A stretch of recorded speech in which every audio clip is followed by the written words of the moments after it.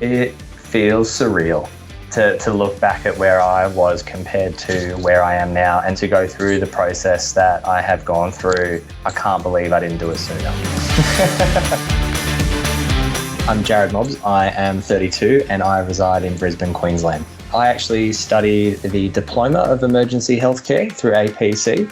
I always Googled it, but I never really pulled the trigger on it. I don't know whether it just had to do with the fact that I wasn't quite confident enough, whether I just didn't think it was the right time, but I've always had an interest in the healthcare sector.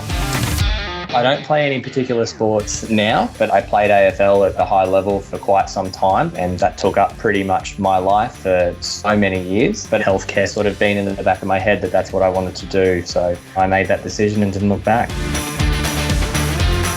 I would definitely recommend APC, especially if they're wanting to get into a further pathway of studying a Bachelor's of Paramedicine. It has given me a great basis of information as well as skills and procedures to go through before coming into uni. And the fact that APC, you were able to do everything via correspondence and you had to go in for your workshops.